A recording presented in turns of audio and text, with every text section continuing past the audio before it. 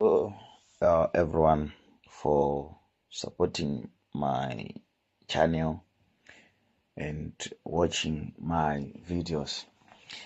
Today I just want to give you a history of the splits or the breakaways of churches in AFM in Zimbabwe. I have got a book here rakanyorwa naDr. Asf Madzivire rakanzi The Pentecostal Down in Zimbabwe, The History and Tenets of AFM in Zimbabwe. So I found it interesting to give you some of the things I learned from this book regarding the church breakaways and splits. I am going to give you churches, pastors, prophets who come out of AFM and their reason of departure. So stay tuned, watch this video till the end. You'll be shocked. And some churches you never thought could be part and parcel of AFM. You'll be shocked as the history states that they were part of AFM. So throughout its history, AFM had its own fair share of groups, individuals who broke away from the AFM to start their own ministries. Remember, it is not bad to come out of any church to start your own church. It can be the the power of God to cause expansion, increase, and growth. So that's how the Pentecostalism spread from America, Europe, up to Africa. The church grew through breakaways. The church grew or spread through the splits. So it's not bad to come out of other church, but the reasons behind are very, very important. Even in the Old Testament, you hear the Bible says, separate me, Paul and Barnabas. Abraham and Lot separated. There are a lot of separation in the Bible, so it's not bad. So the first breakaway was Chiwewete and Joan Masowe. So Chiwewete and Joan Masowe, it is believed that they went into prophet's extremes and they were expelled by missionaries. They moved and exercised their gifts in prophecy. So that's how the Masowe, Joan Masowe, come out of AFM. It is believed that they went beyond, in exercising their gift of prophecy. Vakafocasa in prophecy, ntsono dzainhongwa, to the extent yekuti vaikuti wapomba in front of other congregation, watadza uri wadai, and the missionaries say, no, we don't do that, we need an order. So they said, okay, matirambidza kuexercise our gifts, and we are coming out of AFM. These were followed by Isaac Chiumbu, who was popularly known as Kachembere in 1945. He ran into problem with the church leadership for use of water for healing and asking of payment from those required healing or an audience with him. Kachembere formed the African Apostolic Faith Mission in April of 1945 at Musena, Mondoro. So, you know that Kachembere akabva former the Apostolic Faith Mission, African Apostolic Faith Mission. African. If you go to Mondoro, the church is there. He used water to heal the sick, and he needed some payments after healing my audience and the congregation. So the church yakabva yaita quarrel with him, and he think of coming out of AFM.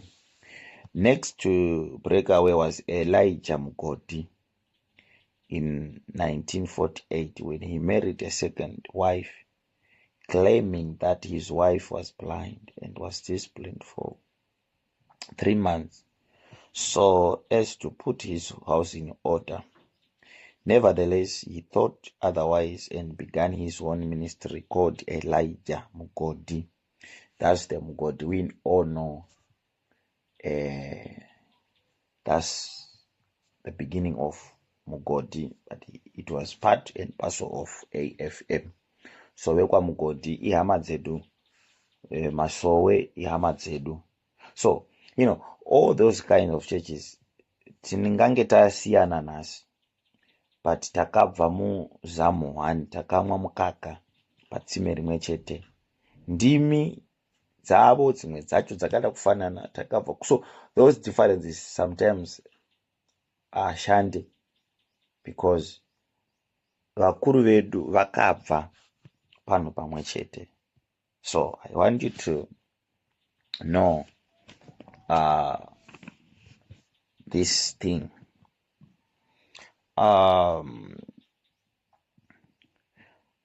And I made it so ndopakazobva pava iyo aitenda zvawainibarika kuroora vakadzi vakati wandei, because it was our African culture. African culture hairambidze munhu kuroora vakadzi vakawanda, hairambidze barika, but our Pentecostal movement haitende. So Mugodhi decided to move out of the church kuti awane kuroora vakadzi vakati wandei, havaite barika. Saka nokuda kwethat culture, he decided to move out of AFM kuti awane barika. Next breakaway was Zaoga. According to Alan Anderson, one of the largest Pentecostal denominations, Zaoga forward in faith broke away from AFM in 1959 when a powerful charismatic preacher, Ezekiel Guti, and his team had some disagreement with the missionaries. Remember, it was all of the missionaries. It is believed kuti vakazoenda ku Assemblies of God ku America nema missionaries kundodzidza about the Bible school. Saka maybe they had a quarrel concerning the Bible school and on evangelical way. So it is believed that after the disagreements vakabva vaenda ku Assemblies of God, vakatorana nevamwe varungu vakaenda ku America kundodzidza, and when he came back to America, that's where he began his ministry. Next to a breakaway was Morgan Sangweyo, a teacher by profession and fervent preacher of the word of God. It is said that there was a conflict between Sangweya and the Chirata family, and the former refused to be disciplined according to the church rules when the family matters, the family issues hit the church, it is the church that suffers. Therefore, in 1860, Sangwe started the Apostolic Faith Church in Bulawayo. So the Apostolic Faith Church in Bulawayo, Itoriko, the Apostolic Church, if you know the church is there, it was just because of the family issues. My family issues are no need to handle. If the church decides to say no side dramumwe, then someone will think kuti ndaraswa. So that's the history states. It is because of the family matters. Awake Grace Ministry, led by Rev Marufu, in 1994, the Healing and Deliverance Ministry, led Kabawatanga Awake Ministries by Rev Marufu. We all know that he was a charismatic preacher, powerful preacher, man of fire, the man who heals the sick, demonstration of power. He exercised gift beyond the capacity of the church, and later on he decided to move away from AFM to perform his gift to the maximum. So he formed his Awake Grace Ministries. The church is still there, and is still in existence. Healing and Deliverance by Rev Chipunza. We all know Rev Chipunza. Vakabva tangao yavo church inonzi there are main breakaways that happened, and I forget the name. There's this pastor who started Apostolic Flame Ministries. The church is still there, and the church is moving on. Then we have got the United International Family, UFIC, led by Prophet Emmanuel Makandiwa. We know that Prophet Emmanuel Makandiwa had a powerful interdenomination where he used to go and preach. So over that interdenomination, that's where the conflict began, when the church leadership said, please, can you focus on the church business more than the interdenomination? Because it is believed that he much of his time contra to the interdenomination. So after that, it decided to move out of AFM. We have got also the Heartfelt Ministry, led by Rev Tawonga Utabashe. Rev Tawonga Utabashe,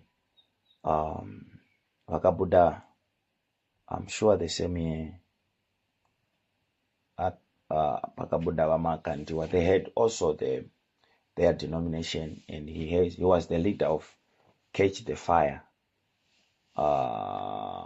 movement.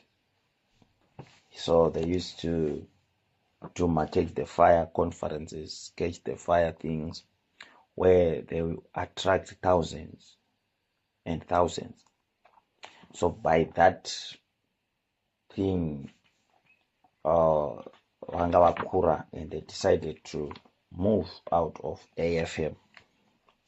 Then we have a lot of pastors or especially young pastors who started their ministries. Some are big, some are not big. Recently, we have the split of AFM on itself. There are now 2 AFMs in Zimbabwe and off Zimbabwe. The main reason was only on the constitutional and doctrinal issues. That's where they lead to the split of the church. There are so many pastors or vakabuda, I cannot mention their names because there are too many. There are a lot of pastors, but these are the big pastors and big ministries. Vakabuda out of AFM. So I'm now going, maybe you know the reasons, and so what drive the preachers and the churches to come out of AFM. The core reason of earlier church split from AFM were caused by the firmness of AFM doctrine of not accepting devious practices such as divorce, marriage of second wife, and extremism. The other reason, that being of racism, some natives were not willing to submit to the methods of the white missionaries, claiming that they don't understand the black people. The major cause of split from AFM recent is blamed on insubordination, selfishness, ambitions, and the church's inability to fully utilize or promote young pastors' spiritual gifts. The church must embrace the fact that the young pastors are the manifesting in AFM today have extraordinary spiritual gifts and anointing which suits this day and age. The anointing sometimes, if not recognized, fully utilized, may cause serious consequences. Gifts like church planting, apostleship, prophecy, evangelism, and teaching, preaching, shepherding, and other unique gifts must be identified at the Bible school level and students nurtured in line with their spiritual gifts.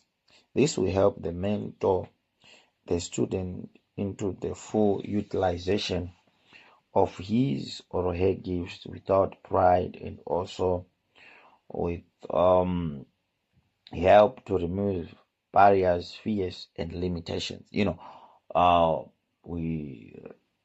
happy that the history is addressing the grudges between the young pastors and senior pastors, the gap between senior and young. They are breaking those barriers. They are breaking those limitations. They are breaking those things. Insubordination, in the sense that some of the pastors fail to submit themselves to the authority of their superiors in each church. Fathers cause itself ambition because of the way these individuals are now running their churches after split. They are actually handling their churches as personal assets. All the church's properties and finances are personal family trusts. If the owner dies, his spouse or children take over the authorities of the church, regardless of the fact that church members might not be Christian. In fact, the church is being handled as business. The pastors are employees, and the church houses they are stayed with belong to owner. Pastors are used ignorantly as tools to enrich the owner. If a pastor does not raise enough money for the owner, that pastor is always transferred from potential man-making assemblies.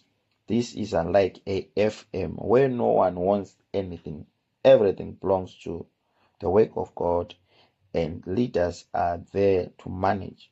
No leader is permanent. They serve their term of office and give others a chance.